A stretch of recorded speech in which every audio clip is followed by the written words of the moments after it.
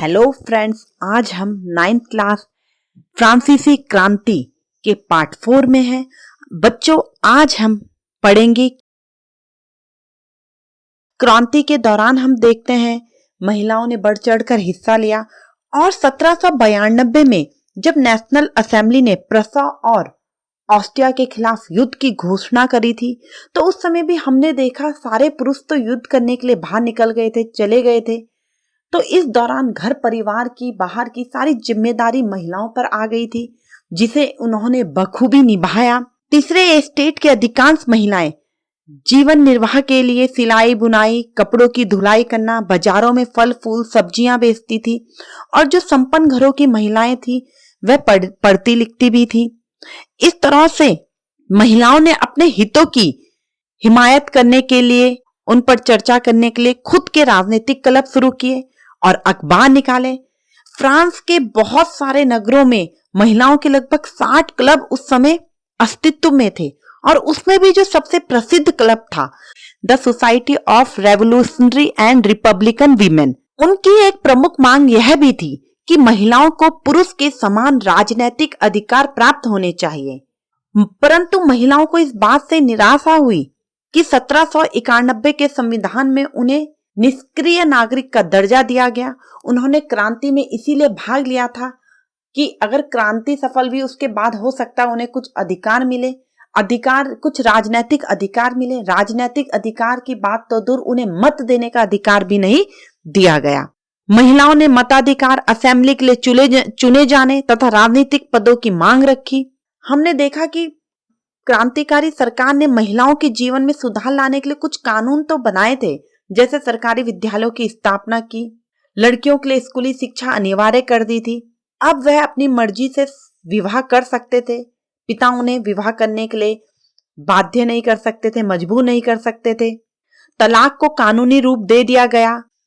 अब महिलाएं व्यावसायिक प्रशिक्षण ले सकती थी, कलाकार बन सकती थी और छोटे मोटे व्यवसाय भी, बिजनेस कर सकती थी। फिर भी हम देखते हैं उस दौरान भी राजनीतिक अधिकारों के लिए महिलाओं को संघर्ष करना पड़ा। आतंक के राज के दौरान सरकार ने महिलाओं के क्लब ही बंद कर दिए। उनकी जो राजनीतिक गतिविधियां थी, जो वह थोड़े बहुत राजनीतिक गतिविधियों में लगी हुई थी, उन पे प्रतिबंध लगा दिया गया। कई महिलाओं को गिरफ्तार कर दिया गया। और इनमें भी हम देखते हैं ओलंप दे गूज क्रांतिकालीन फ्रांस की राजनीतिक रूप से सक्रिय महिलाओं में सबसे महत्वपूर्ण थी। उन्होंने संविधान तथा पुरुष एवं नागरिक अधिकार घोषणा पत्र का विरोध किया, क्योंकि उसमें महिलाओं को मानव मात्र के मूलभूत अधिकारों से भी वंचित रखा गया था। इसीलिए उन्होंने 1791 में महिला एवं नागरिक अधिकार घोषणा पत्र तैयार किया।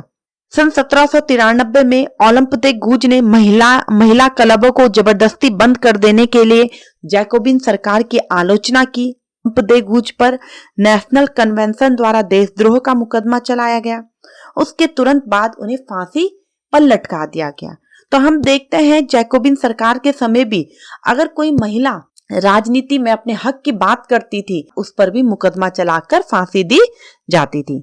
मताधिकार और समान वेतन के लिए महिलाओं का आंदोलन अगली सदी में अनेक देशों में चलता रहा और अंत में सन 1946 में फ्रांस की महिलाओं ने मताधिकार हासिल किया। अब हम देखते हैं बच्चों कि दास प्रथा का उन्मूलन। फ्रांसीसी उपनिवेशों में दास प्रथा का उन्मूलन जैकोबिन शासन के क्रांतिकारी सुधारों में से एक था। फ्रांस के जो उपनिवेश देश थे, वहां कॉफी, तंबाकू, नील आदि की महत्वपूर्ण खेती होती थी और यूरोप से इतनी दूर जाने के लिए यूरोपियन इच्छा नहीं रखते थे। तो बगानों में जो सस्ता श्रम चाहिए था, काम करने के लिए जो लोग चाहिए थे, उसके लिए यूरोप, अफ्रीका एवं अमेरिका के बीच त्रिकोणीय दास व्यापार प्रथा शुरू हुई। अफ्रीका और एशिया के दूर देशों से, वहां के स्थानीय सरदारों से ये लोग दास खरीदते थे। फिर दासों को दाग कर एवं हथकड़ियां डालकर अटलांटिक महासागर के पार बहुत दूर ले जाया जाता था। दागना मतलब उनपे एक तरह से मोहर लगा दी जाती थी और कई लंबी समुद्री यात्रा करनी पड़ती थी उन्हें।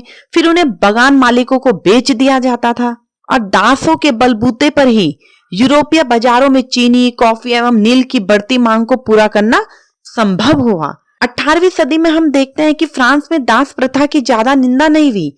नेशनल असेंबली में बहुत लंबी बहस भी हुई, परंतु दास व्यवहार पर निर्भर व्यापारियों के विरोध के भय से नेशनल असेंबली में कोई कानून पारित नहीं किया गया। अंत में सन 1794 के कन्वेंशन ने फ्रांसीसी उपनिवेश में सभी दासों की मुक्ति का कानून पारित कर दिया। ये कानून भी कुछ थोड़ी अवधि के लिए ही रहा। 10 वर्ष के बाद फिर से नेपोलियन ने दास प्रथा को शुरू कर दिया और फ्रांसीसी उपनिवेशों में अंतिम रूप से दास प्रथा का जो खात्मा हुआ वह 1848 में हुआ। तो इस तरह से हम देखते हैं फ्रांसीसी उपनिवेश में दास प्रथा का उन्मूलन।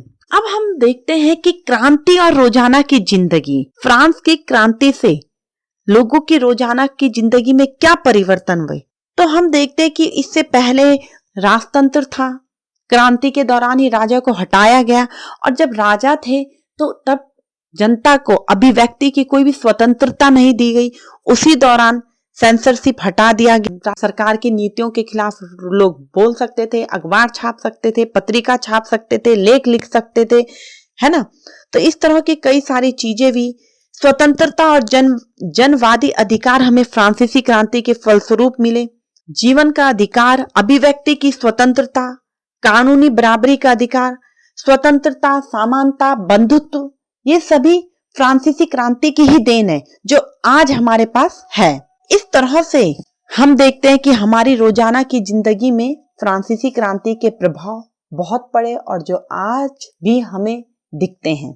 अब हम देखते हैं 1804 में नेपोलियन बोनापार्ट ने खुद को फ्रांस का सम्राट घोषित कर दिया, क्योंकि डायरेक्टरी के शासन के दौरान डायरेक्टरों और विधान परिषदों का हमेशा आपस में झगड़ा होता रहता था, जिससे राजनीतिक अस्थिरता आ गई थी और इसका फायदा सैनिक तानाशाह नेपोलियन ने उठाया। यहीं से नेपोलियन का उदय होता है।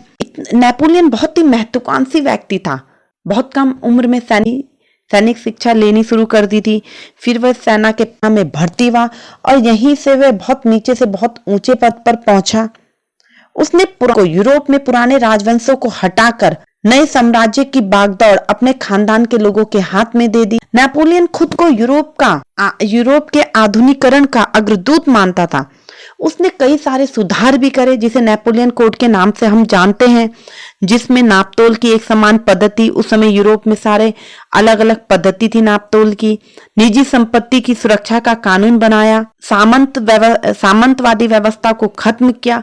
कई सारे ऐसे काम किए थे नेपोलियन ने, जिससे जनता को उम्मीद हो गई थी कि ये हमें स्वतंत्रता दिलाएंगे पुराने राजतंत्रों से। परंतु उसकी सेनाओं को बहुत ही जल्दी हमलावर के रूप में माने जाने लगा, क्योंकि वह काफी सारे देशों में हस्तक्षेप करने लग गया था और अंत में ब्रिटेन, ऑस्ट्रिया, प्रसा, कई सारे देशों ने 1815 में वाटरलू की लड़ाई में उसे हरा दिया और इस तरह से नेपोलियन का अंत हो गया। तो इस तरह से हम देखते हैं 19वीं और 20वीं सदी में फ्रांस की क्रांति ने जो विरासत दी है पूरे विश्व को, वह स्वतंत्रता, जनवादी अधिकार मिले, उसी से अन्य देशों को भी फ्रांस की क्रांति से प्रेरणा मिली। निरंकुश राजतंत्र का अंत हुआ, सामंतवादी व्यवस्था खत्म हुई, दासों से मुक्ति मिली। ऐसे कई सारी चीजें हमें, अभिव्यक्ति की स्वतंत्रता, ये सब फ्रांसीसी क्रांति की देन, और उसमें भी सबसे बड़ी देन स्वतंत्रता, समानता और बंधुत्व का विचार, ये पूरे विश्व को फ्रांसीसी क्रांति से मिला। और हमारे भारत में भी राष्ट्रवाद का जो उदय हुआ, उसमें एक प्रमुख कारण फ्रांसीसी क्रांति थी, उसी से प्रेरणा मिली। टीपू सुल्तान और राजा राममोहन राय फ्रांसीसी क्रांति से बहुत प्रभावित थे। इस तरह से बच्चों, ये पाठ यहीं पे खत्म होता है। जल्द ही हम अगले पाठ के साथ फिर मिलेंगे।